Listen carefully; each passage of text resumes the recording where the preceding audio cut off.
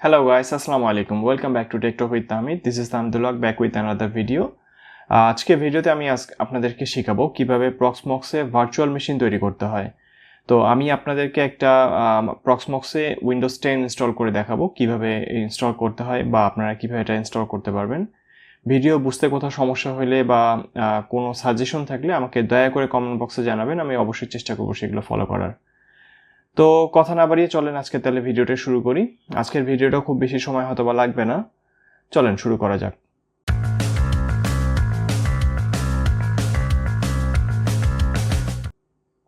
প্রথমে আমার প্রক্সমক্সে log in করে নেব ওয়েব ইন্টারফেসে।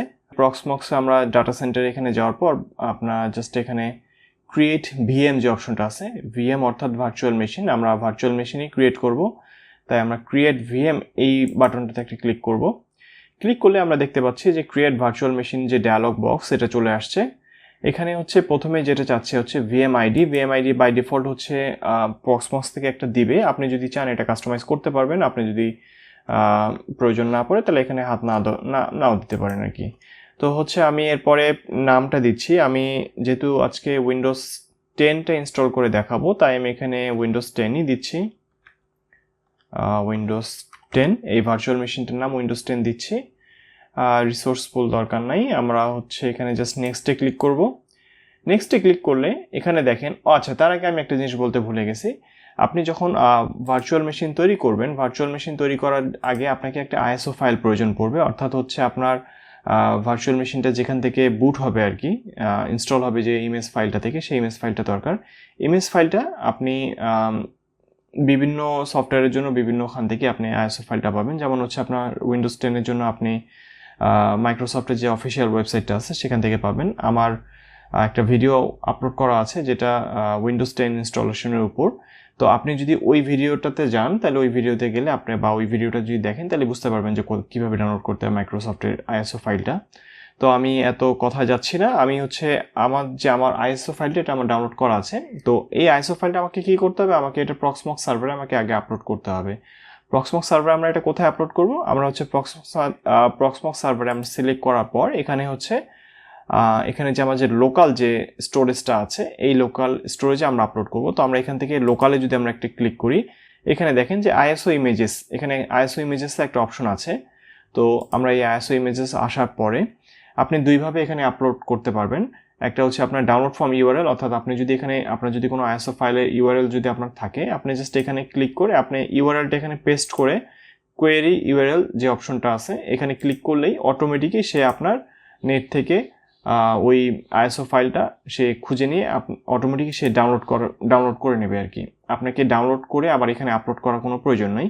তবে আপনি যদি চান আপনি আপনার কম্পিউটার থেকেও এই প্রক্সমক্স সার্ভারে আইএসও ফাইলটি আপলোড করতে পারবেন, যেটা হচ্ছে আমি করব। এখানে জাস্ট আপলোডে ক্লিক করে আমরা এখানে যদি সিলেক্ট ফাইল করি, আমার ডেস্কটপে আমার কম্পিউটারে নিয়ে যাচ্ছে, আমার কম্পিউটার ডাউনলোডস থেকে যে উইন্ডোজ ফাইলটা এখানে সিলেক্ট করে আমি ওপেন ক্লিক করে দেন আমি যদি এখানে আপলোডে ক্লিক করি তাহলে আমার আপলোডটা শুরু হয়ে যাবে। আপনারা হয়তো বা দেখতে পাচ্ছেন যে আমি অলরেডি আপলোড করে রেখেছি ভিডিও সময় বাঁচানোর জন্য।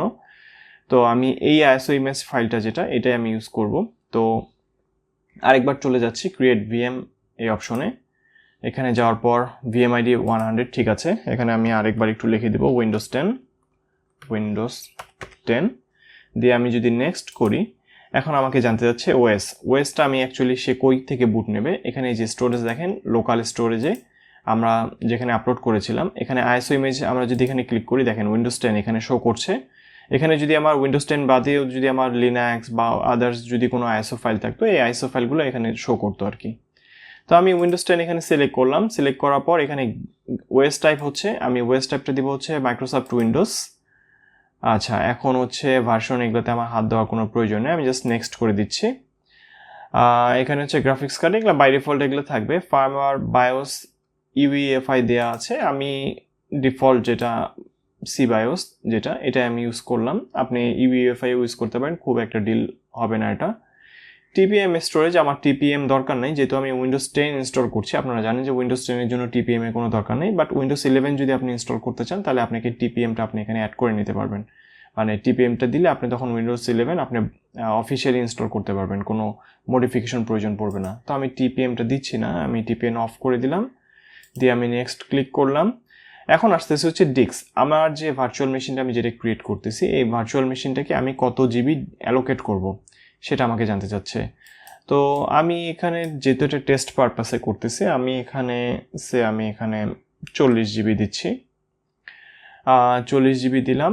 এখানে হচ্ছে দেখেন স্টোরেজ হচ্ছে, আমি স্টোরেজটা সে কোথা থেকে নেবে, এটা হচ্ছে লোকাল এলভিএম একটা আছে। আরেকটা এখানে যদি আসেন, এখানে দেখবেন পুল ওয়ান কোনটা, আপনার যদি আমার আগের ভিডিওটা দেখেন তাহলে করবেন, বুঝতে পারবেন যে জেডএফএস পুল আমরা একটা ক্রিয়েট করছিলাম এবং রেড 5 এর মাধ্যমে একটা জেডএফএস পুল ক্রিয়েট করছিলাম 60 জিবির।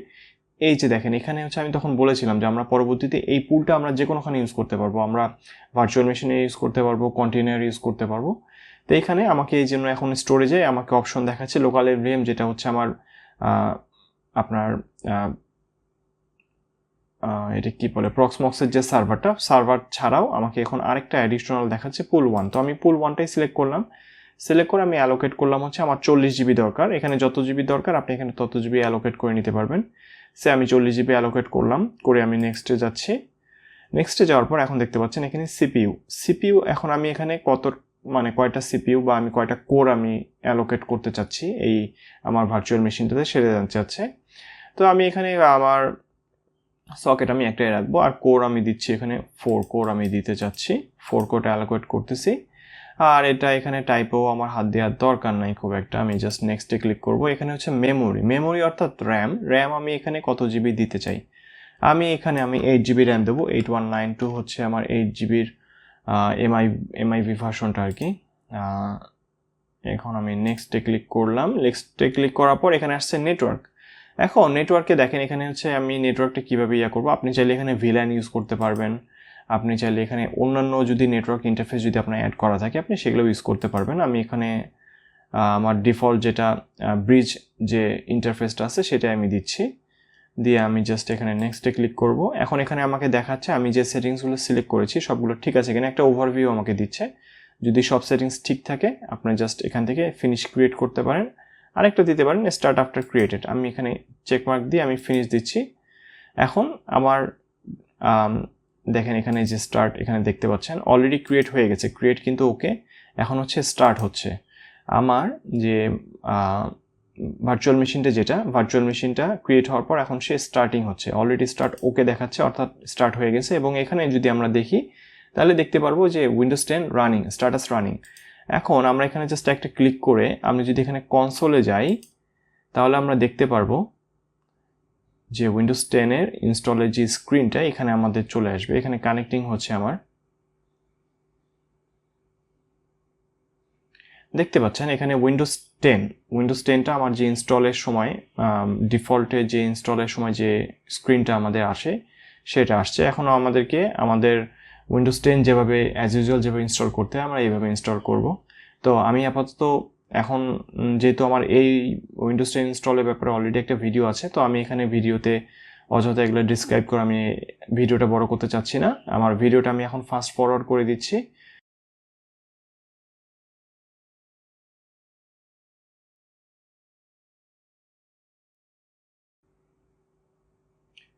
উইন্ডোজ 10টা ইনস্টল হতে হতে আমি ততক্ষণ আপনাদেরকে একটা জিনিস দেখিয়ে দিতে পারি যে আপনার এখানে হচ্ছে আমরা যদি এখানে সামারিতে যাই তাহলে হচ্ছে এই ভার্চুয়াল মেশিন যেটা আমরা ক্রিয়েট করছি এটার যে স্ট্যাটাসটা, বর্তমান যে স্ট্যাটাসটা এটা দেখাচ্ছে।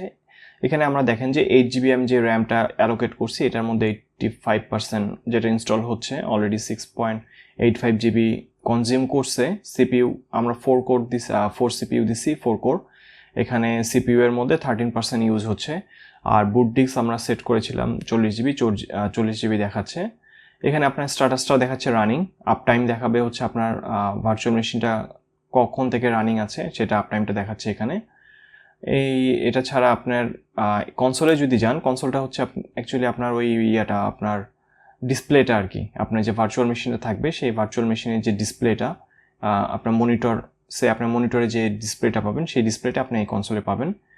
আর আমরা যদি হার্ডওয়্যার ট্যাবে আসি, হার্ডওয়্যার ট্যাবে হচ্ছে আপনার এই ভার্চুয়াল মেশিনে আমরা যে হার্ডওয়্যারগুলো আমরা ট্যাগ করছি সেগুলো, যেমন এই যে 4 কোর তারপর হচ্ছে আমরা বায়োস, এইখান থেকে আপনি চাইলে আপনি প্রয়োজন অনুযায়ী আপনার কোনো কিছু অ্যাড বা মাইনাসও করতে পারবেন। যেমন আপনি এখান থেকে অ্যাড করে দেখেন টিপিএম স্ট্যাট অন করতে পারবেন, আপনার টিপিএম স্ট্যাট দিতে পারবেন, বা ইএফআই ডিস্ক বা আপনি একটা পরবর্তীতে আপনি চাইলে আরও একটা হার্ড ডিস্ক এখান থেকে অ্যাড করতে পারবেন, আর ইউএসবি ডিভাইস অ্যাড করতে পারবেন। এরপরে আসতে হচ্ছে অপশন। এখানে একটা অপশন দেখতে পাচ্ছেন স্টার্ট অ্যাট বুট, এটা আপাতত নো দে আছে। আপনি যদি চান আপনার প্রক্সমক্স সার্ভারটা ওপেন হওয়ার সাথে সাথে এই ভার্চুয়াল মেশিনটা ওপেন হবে, তাহলে আপনি স্টার্ট অ্যাট বুটে ইয়েস দিতে পারেন। তাহলে হচ্ছে আপনাকে এই আপনার যখন প্রক্সমক্স সার্ভার যখন ওপেন হবে বা স্টার্ট হবে, তখন আপনার অটোমেটিক্যালি এই ভার্চুয়াল মেশিনটা স্টার্ট হয়ে যাবে, আপনাকে ম্যানুয়ালি এখানে এসে স্টার্ট করতে হবে না। তারপর এখানে হচ্ছে স্টার্ট অর শাটডাউন অর্ডার, এখানে আপনি এনি দেওয়া আছে। আপনি যদি চান এখানে প্রায়োরিটি সেট করতে পারবেন, যে হচ্ছে আপনি যদি চান যে এই ভার্চুয়াল মেশিনটা আগে বন্ধ হবে তারপর বাকিগুলো বন্ধ হবে, বা এটা আগে চালু হবে তারপরে বাকিগুলো চালু হবে, আপনি সেটাই এই শাটডাউন স্টার্ট অর্ডারের মাধ্যমে আপনি এটা স্পেসিফাই করতে পারবেন। এরপর আসতে হচ্ছে বুট অর্ডার, যেটা হচ্ছে আমাদের নর্মালি উইন্ডোজ সেট আপ করতে অনেক সময় দেখা যায় আমরা ডেস্কটপে করে থাকি, যে কোনটা থেকে অ্যাকচুয়ালি আগে লোড নেবে সেটা আমরা এখানে আপনি এখানে স্পেসিফাই করে দিতে পারবেন। এরপরে হচ্ছে ইউজ ট্যাবলেট ফর পয়েন্টার, এগুলো আপনার অনেক সেটিংস আছে, এটা একটা একটা করে বলতে গেলে ভিডিওটা অনেক বেশি লং হয়ে যাবে। আপনার প্রয়োজন অনুযায়ী আপনি জাস্ট এখানে আপনি পড়লেই বুঝতে পারবেন। এরপরে যদি টাস্ক হিস্ট্রিতে যাই, এই ইয়েটার আপনার ভার্চুয়াল মেশিনে যে টাস্কের যে ইয়েগুলো এগুলো আসতেছে। মনিটর হচ্ছে আপনার মনিটর ফ্যাসিলিটির জন্য, ব্যাকআপ হচ্ছে আপনি এটা ব্যাকআপ ক্রিয়েশনের জন্য, এটা আমরা পরবর্তীতে ব্যাকআপে যে টিউটোরিয়াল করব সেখানে দেখাবো। রেপ্লিকেশনটাও সেম, স্ন্যাপশটটাও অ্যাকচুয়ালি ব্যাকআপ। তো ফায়ারওয়ালটা হচ্ছে আপনি যদি স্পেসিফিকলি চান যে এই ভার্চুয়াল মেশিনটা অ্যাক্সেস কন্ট্রোল করবেন, সেটাও আপনি করতে পারবেন। তো এটাই ছিল মোটামুটি এই ভার্চুয়াল মেশিনের যে আপনার কন্ট্রোলগুলো সেগুলো। তো এখন আমরা আবার কনসোলে চলে যাই, দেখি আমাদের ইনস্টলে কী অবস্থা।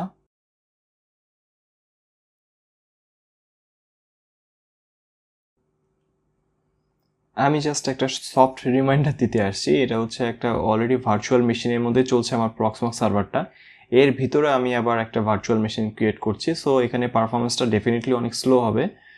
আপনারা যখন সরাসরি প্রক্সমক্স সার্ভারে যখন আপনি ভার্চুয়াল মেশিন ক্রিয়েট করবেন তখন ডেফিনেটলি এতটা স্লো হবে না। আমি এখানে ফাস্ট ফরওয়ার্ড যেহেতু করে দিচ্ছি হয়তো বা বুঝতে পারছেন না, বাট এখানে প্রসেসটা মোটামুটি বেশ নর্মাল সময়ে, মানে উইন্ডোজ ইনস্টল দিতে নর্মালি যে টাইম লাগে তার থেকে বলা যেতে পারে 10 গুণের মতো সময় বেশি লাগছে আর কি।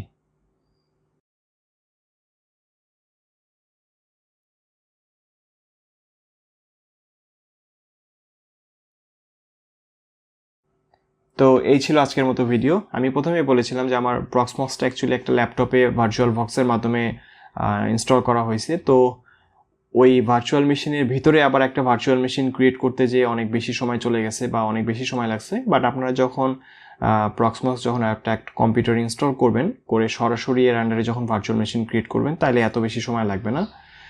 এটা আমি আপনাদের শেখানোর জন্য বা আমি আপনাদেরকে প্রসেসটা দেখানোর জন্য আমি এইভাবেই তৈরি করেছি, আদারওয়াইজ আমি এইভাবে করতাম না। তো ভিডিওটা যদি ভালো লাগে থাকে তাহলে দয়া করে লাইক করবেন আর শেয়ার করে দেবেন, আর যদি সম্ভব হয় সাবস্ক্রাইব করবেন। আর ভিডিও বুঝতে যদি বা আপনার যদি ভিডিও সম্পর্কে কোনো কোশ্চেন থাকে আমাকে অবশ্যই কমেন্ট বক্সে জানাবেন, আমি যথাসাধ্য চেষ্টা করব সেগুলো রিপ্লাই করার। এছাড়াও যদি আপনার সার্ভার রিলেটেড যদি কোনো সাহায্য বা যদি কোনো কনসালটেশনের প্রয়োজন পড়ে, আমার ভিডিও ডিসক্রিপশনে আমার কন্ট্যাক্ট নাম্বার দেওয়া থাকবে, আমার সরাসরি আমার সাথে যোগাযোগ করতে পারেন, আমি যথাসাধ্য চেষ্টা করব আপনাদের সাহায্য করার। দেখা হচ্ছে পরবর্তী ভিডিওতে। টিল দেন টেক কেয়ার, ভালো থাকবেন। আসসালামু আলাইকুম।